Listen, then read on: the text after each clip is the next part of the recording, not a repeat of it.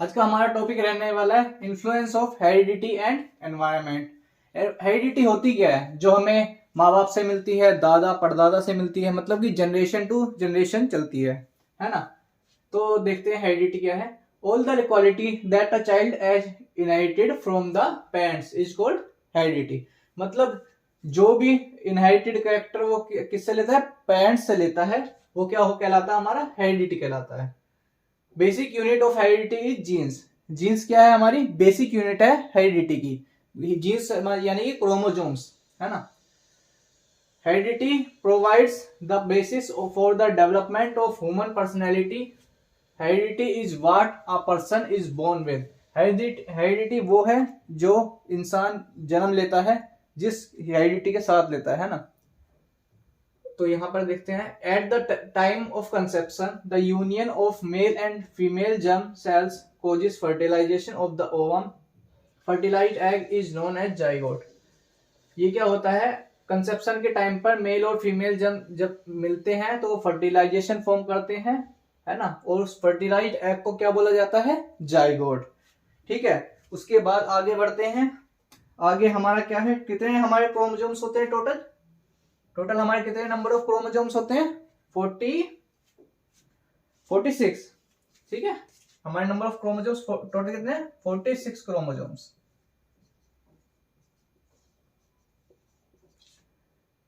और पेयर्स कितने हमारे? 23 पेयर्स होते हैं, है ना। 23 पेयर्स होते हैं।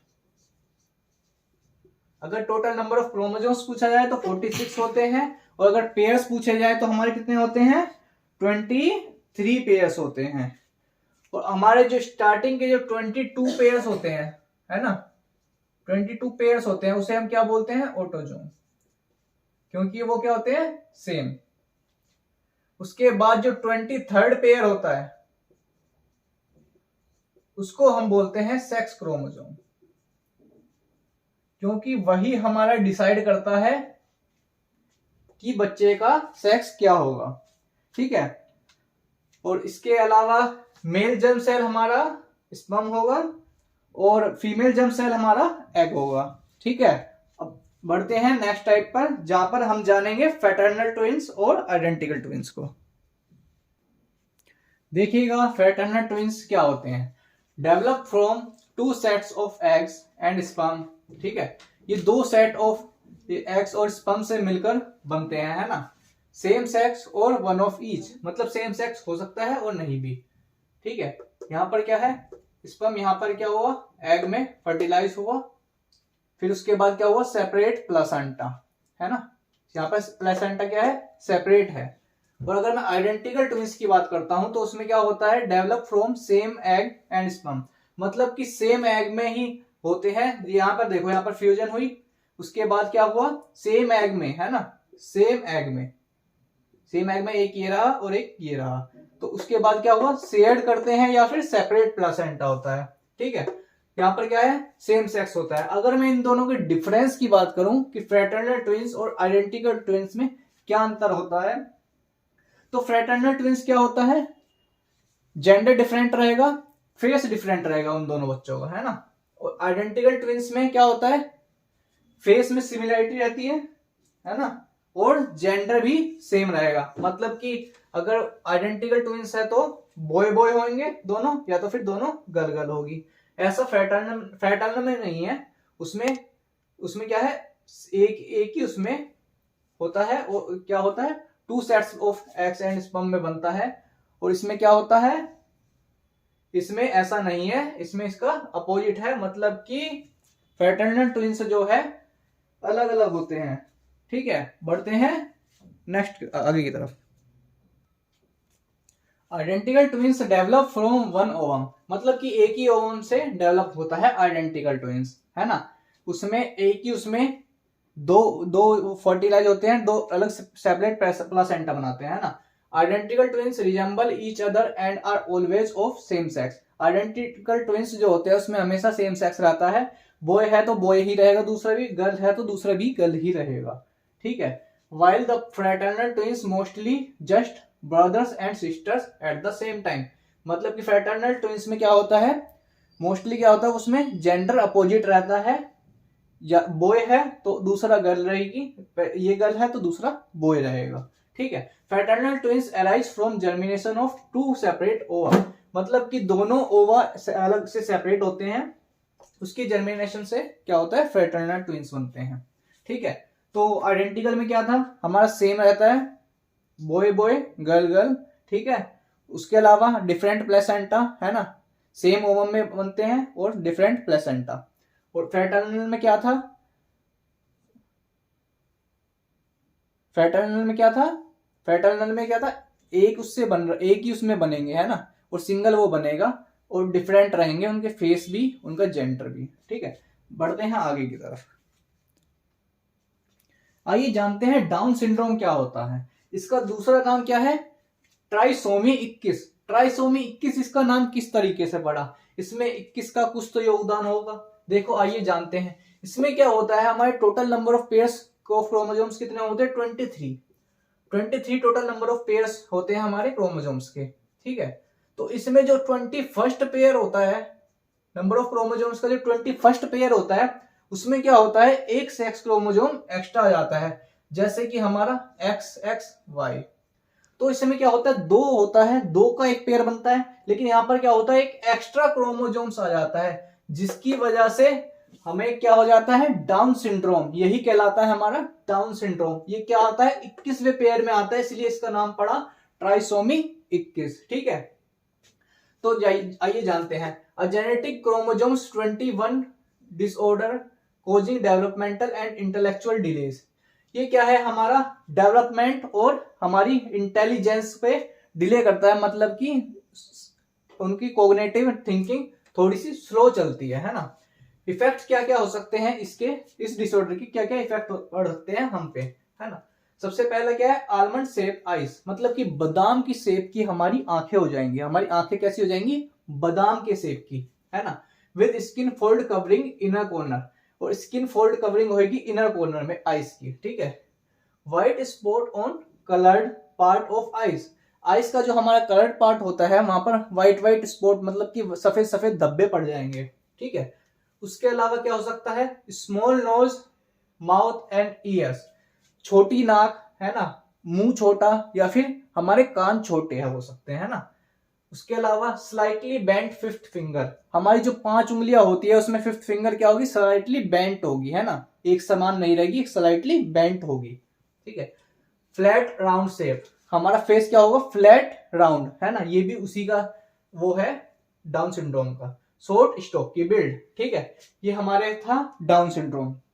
अब आप लोगों ने जाना कि 21वें पेयर में एक एक्स्ट्रा क्रोमोसोम आया, तो हमारे साथ क्या हुआ, ट्राइसोमी 21, मतलब कि डाउन सिंड्रोम हो गया। लेकिन अगर हमारा पेयर कम हो जाए तो ऐसा हो सकता है कि पेयर ही कम हो जाए, मतलब कि 2 का पेयर होता है और उसमें से ही एक क्रोमोसोम्स गायब हो जाए। आइए इस पे बात करते हैं।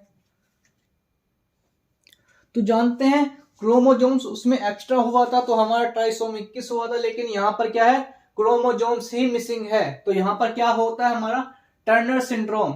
आइए जानते हैं टर्नर सिंड्रोम होता क्या है।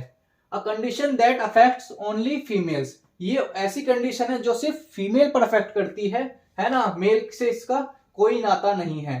Results when one of the x chromosomes, यानी कि सेक्स क्रोमोसोम्स इज मिसिंग और पार्शियली मिसिंग। जी हाँ, बिल्कुल सही कि यहाँ पर क्या होता है, फीमेल्स में एक क्रोमोसोम्स क्या होता है, मिसिंग होता है। ठीक है।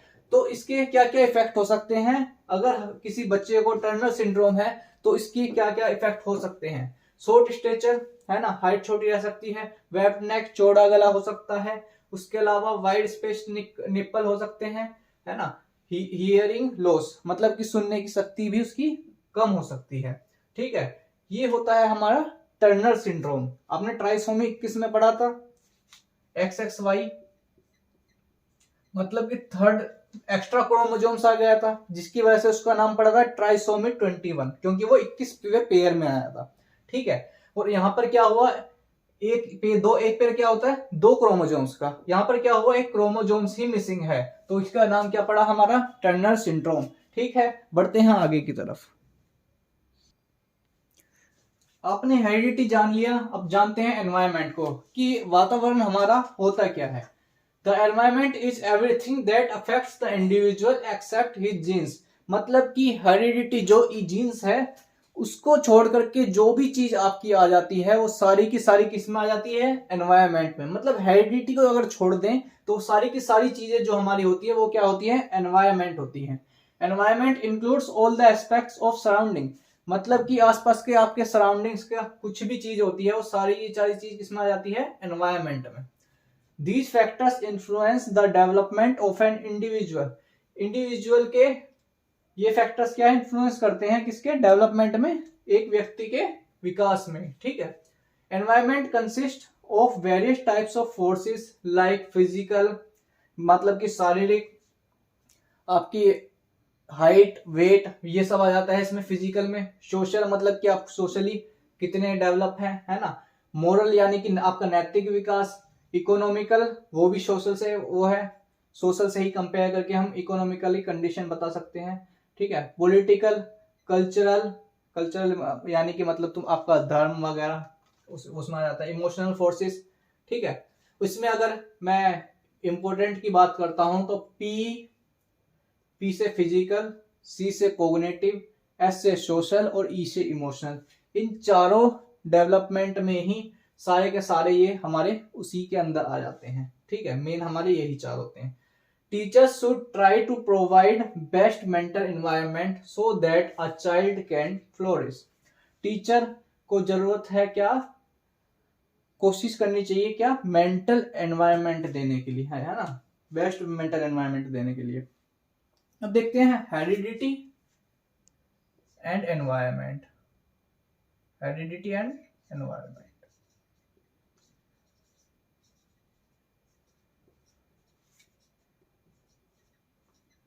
तो अगर मैं हेरिडिटी और एनवायरनमेंट की बात करता हूं तो ये हमारा जो हेरिडिटी होता है ना, ये हमारा किससे संबंधित होता है, ये हमारा नेचर से, है ना। हेरिडिटी हमारा नेचर होता है और यहाँ पर एनवायरनमेंट हमारा नर्चर होता है। एनवायरनमेंट क्या होता है हमारा, नर्चर। ठीक है।